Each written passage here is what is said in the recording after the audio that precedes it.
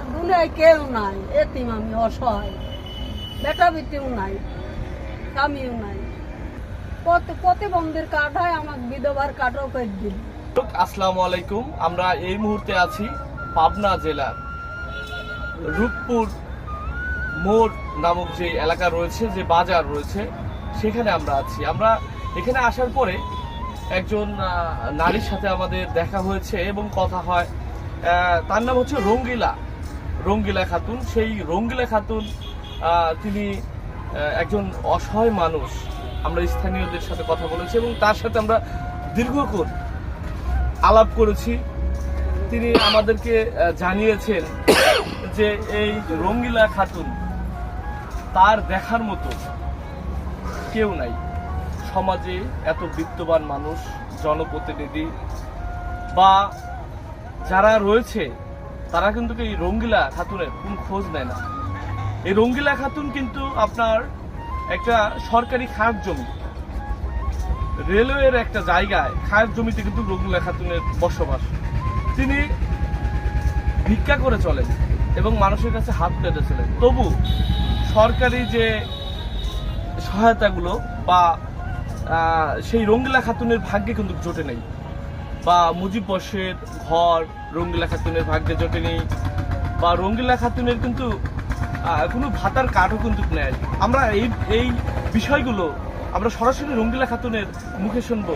আচ্ছা, এই আপনার কি নাম, কোথায় থাকেন এবং কি করেন, যদি আমাদেরকে বলতেন। গোলাপনগরে থাকি, ভাইয়ের বাড়ি। আমার দুনিয়ায় কেউ নাই, এতিম আমি, অসহায়, বেটা বেটিও নাই, স্বামীও নাই। এই যে আপনার কেউ নাই, সমাজের যারা জনপ্রতিনিধি, মেম্বার, চেয়ারম্যান, তাদের কাছে কখনো যান না? এই বর্গেশ্বরের চেয়ারম্যানের কাছেও গেছি, জাহিদ চেয়ারম্যান। প্রতিবন্ধীর কার্ড হয়, আমাকে বিধবার কার্ডও করে দিল। আপনি কত বছর ধরে বিধবা? পরে স্বামী মরে গেছে 10 বছর আগে। এই 10 বছরে আপনার বিধবা হয়নি? আপনি চেষ্টা করছেন কাজ করার জন্য? করেছি, রেজাল্ট এমপির বাড়িতে গেছি, তাও করে দিল। কি বলে তারা? আমি পারবো না, যাক ভোট দিছো তাক করানো। আপনি ভোট দিচ্ছেন কাকে? এমপি কি দিছি,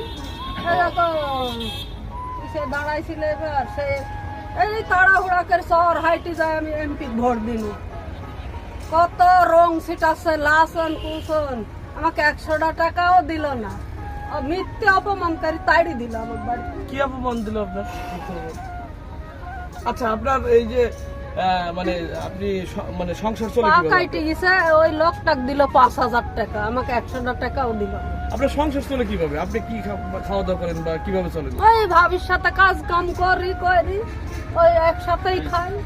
গরু ছাগল পুষে ভাবিরা, ওই ভাবিরে লাত্তি ঝাঁটা খাই আর থাকি।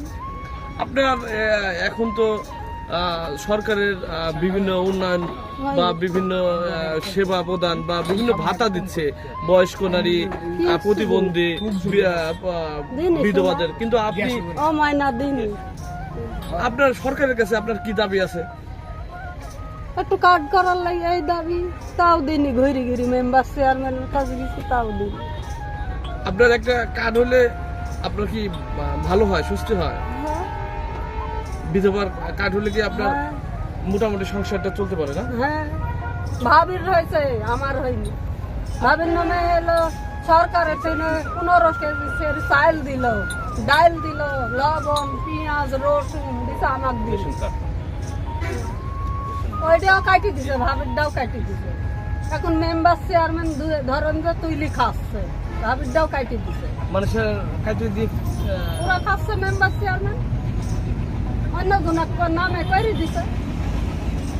আপনার দেয় নাই না? না। আপনি অনেক চেষ্টা করছেন? হ্যাঁ, বহুত চেষ্টা করেছি, পাইনি।